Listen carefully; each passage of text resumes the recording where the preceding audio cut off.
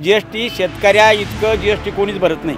खतावर GST भरतो, औषधावर GST भरतो, कपडा लत्त्यावर GST भरतो, किराणावर GST भरतो, तुमच्या इंधनावर GST भरतो, पेट्रोलवर GST भरतो, किराणावर GST भरतो, हॉटेलमध्ये गेला तरी GST भरतो। राजूरहून औरंगाबादला जाता येत नाही, राजूरहून हसनाबादला जाता येत नाही, राजूरहून भोकरदनला जाफराबाद जाता येत नाही, देऊळगाव राजाहून जाफराबाद ओलांडून चिखली, धाड, भोकरदन, सिल्लोड या भागात जाता येत नाही। म्हणजे हा भाग एक पेट आहे, याला विकास म्हणायचा का? 150 रुपयाचं राशन दिलं झाली शेतकऱ्याची योजना, 2500 रुपये दिले झाली शेतकऱ्यासाठी हाफ गॅरंटी। पण तुम्ही GSTच्या माध्यमातून किती लाटता? ज्याला 10 एकर जमीन आहे तो 1 लाखाचा GST भरतो, 1 लाख। नमस्कार, स्वागत आहे आपलं सगळ्याच मीडिया हाऊसमध्ये। आज आपण आलो आहोत अकोला देव या गावामध्ये, तालुका जाफराबाद, जिल्हा जालना। आज आपण जाणून घेणार आहोत की या गावामध्ये कशा पद्धतीनं राजकीय वातावरण तयार झालं आहे। लोकसभा निवडणूक ही जवळ आलेली आहे। काय सांगाल एकंदरीत जर आपण पाहिलं तर लोकसभेचा जो उमेदवार असतो, खासदार असतो, त्यांच्यावर असा आरोप होतो की ती गावाकडे येत नाहीत, भेट देत नाहीत किंवा 5-5 वर्ष डुंकून सुद्धा पाहत नाही। काय सांगाल? नाही, ते केंद्राच्या भूमिकेतून असतात, त्यामुळं त्यांना एका गावातच कायमस्वरूपी जाणं शक्य होईल असं नाही आहे। परंतु त्यांचे जे लक्ष पाहिजे तालुक्यावर किंवा मतदारसंघावर, मूळचा त्यांचा मतदारसंघ भोकरदन जाफराबाद आहे आणि भोकरदन जाफराबादची जर परिस्थिती आज बघितली, हायवे झालेले आहेत पण त्याच्यावर ST धावत नाही आहे, आणि ST धावत नाही म्हणजे गरिबाला त्या हायवेचा फायदा नाही आहे। एकंदरीत जर आपण पाहिलं तर ह्या निवडणुकीमध्ये समजा कुठेतरी टक्कर होईल, कल्याण काळे रावसाहेब दानवेंना आव्हान देतील असं वातावरण आहे असं सांगतात लोक। तुम्हाला काय वाटतं याच्यावर? यापूर्वी काँग्रेसचंही राज्य लोकांनी बघितलंय, भाजपचंही बघितलंय, शिवसेनेचंही बघितलंय, राष्ट्रवादीचंही लोकांनी बघितलंय। सगळे मावस भाऊच आहे एकमेकाचे, कोणाला चांगलं आणि कोणाला वाईट असं म्हणायला काहीच चान्स राहिलेला नाही। अपक्ष उमेदवार म्हणून मंगेश साबळे सुद्धा लोकसभेच्या तयारीत आहेत, निवडणूक लढवणार आहेत। आंदोलनाच्या भूमिकेतून त्यांचं नाव जगजाहीर होत आहे, पण पूर्ण जिल्ह्यामध्ये ते काम करायच्या हिशोबातून जोपर्यंत आंदोलनाचा रेटा त्यांच्या पाठीमागं राहील तोपर्यंत ते सक्सेस राहतील। भरपूर काम केलं आहे, त्यांना भारतरत्न दिलं आहे, पण त्यांचा जो विचार होता हमीभाव देण्याचा तो मात्र त्यांनी गुंडाळून ठेवलेला आहे। फक्त प्रतीक म्हणून स्वामीनाथनला त्यांनी भारतरत्न दिलेलं आहे, आणि त्यांनी जे शेतकऱ्याचं जीवन उंचावण्यासाठी जो काही थिसीस वापरला, जो काही प्रमेय वापरला, त्या प्रमेयाचं त्यांनी कचरा करून पेटीत फेकलेला आहे, आणि तो खरं स्वामीनाथन आयोग त्यांनी लागू करावा। शेतकऱ्याला दीडीनं उत्पन्न त्यामध्ये होईल। GST जो म्हणतो आपण, GST शेतकऱ्या इतकं GST कोणीच भरत नाही।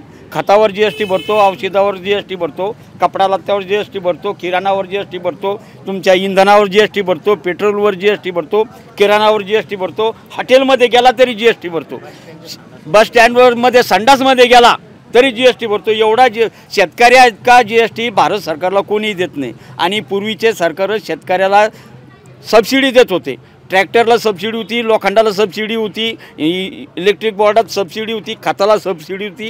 ह्या शासनानं सर्व सबसिड्या बंद केलेल्या आहे आणि GST वाढवलेला आहे।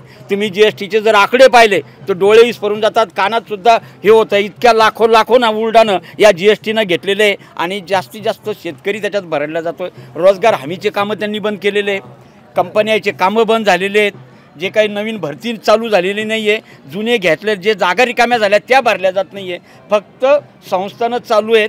शाळा ज्या काही जुन्या जिल्हा परिषदच्या शाळा होत्या त्या मोडकळी झालेल्या आहे, कोणतीही व्यवस्था तिथं राहिलेली नाही आहे। तुम्हाला ट्युशन लावून मुलं पास हुशार करावं लागू लागलेले आहेत। जे काही स्कॉलर मुलं होते सरकारनं ते घेणं बंद केलेलं आहे। त्यांना ज्या सवलती दिल्या पाहिजे, जे आनंदी वातावरण त्या शाळेत ठेवलं पाहिजे ते नाही आहे। मेडिकलमध्ये जर पाहिलं आपण तो 5 लाख रुपये देतात म्हणतात, आणि साधं इथं उपकेंद्र आहे तिथं गोळी भेटत नाही, आणि जर तुम्हाला 5 लाख रुपये तुम्हाला भेटल असं सांगता तुम्ही, तो कार्ड घ्या, ते कार्ड घेतलं 5 लाख रुपये देते। फक्त हॉस्पिटलची फी देण्यासाठी त्यांच्याजवळ पैसा आहे, पण ग्रामीण भागातल्या डॉक्टरला जे दवाखाने असतात तिथं गोळी नाही आहे। आरोग्य सुविधा कशा आहेत तुमच्या तालुक्यामध्ये, तुमच्या पंचक्रोशीमध्ये? इथं आरोग्याच्या सुविधा नसल्यातच जमा आहेत, त्यांच्याजवळ गोळी नाही, औषधी नाही, काही नाही, ब्लिचिंग पावडरसुद्धा नाही आहे, तुमचं जे काही संडास लागते त्याची गोळीसुद्धा त्यांच्याजवळ नाही आहे। साठाच उपलब्ध नाही म्हणतात, त्यांच्याकडे गेले की साठा उपलब्ध नाही म्हणतात। आम्हाला दिल्या नाही, दिल्या तर 8 दिवसाच्या आत होऊन जातात, साठा भरपूर देत नाही।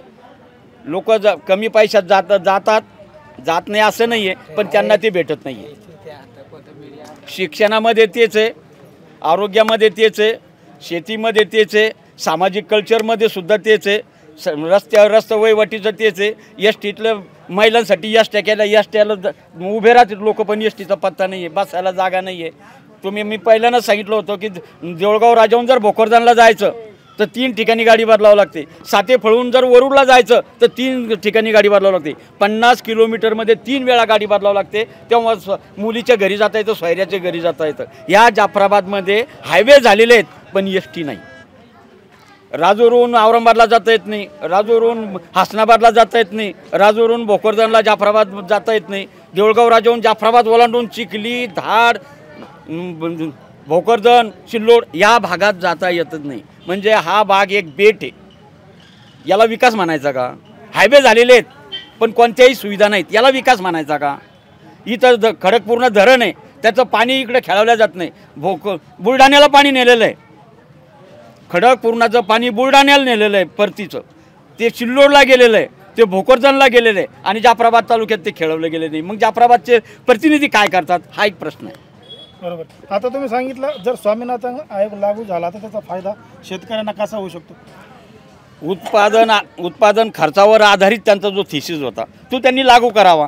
ते धरतच नाही ना, उत्पादन खर्चावर आधारित भावच ठरत नाहीत ना, भाव ठरत नाही. हे सरकार फक्त व्यापाऱ्याचं हित सांभाळतात. व्यापाऱ्याला त्रास जाणारे सगळे कायदे पाठीमागे घेतले त्यांनी. कंपन्याचे जे काही कामगाराचे कायदे होते सर्व मागे घेतलेले आहेत. म्हणजे कंपनीतला कामगार असेल, शेतमजूर असेल, शेतकरी असेल, जो शिकले सवरलेला मुलगा आहे, ज्या नोकरीची आशा आहे, त्याचं सगळं स्वप्न यांनी उद्ध्वस्त करून टाकले. सरकार सांगतं की शेतकऱ्यांसाठी अनेक योजना आहेत पण बरेच शेतकरी हो आहेत ना योजना. 150 रुपयाचं राशन दिलं झाली शेतकऱ्याची योजना, 2500 रुपये दिले झाली शेतकऱ्यासाठी हाफ गॅरंटी. पण तुम्ही GSTच्या माध्यमातून किती लाटता? ज्याला 10 एकर जमीन आहे तो 1 लाखाचा GST भरतो, 1 लाखाचा, आणि त्याला 6000 देतात. 10 एकर जमिनीवाल्याला 6000 देतात, काढून घेतात का देतात हाही प्रश्न आहे. त्यामुळं शेतकरी उद्ध्वस्त झालेला आहे, अक्षरशः उद्ध्वस्त झालेला आहे.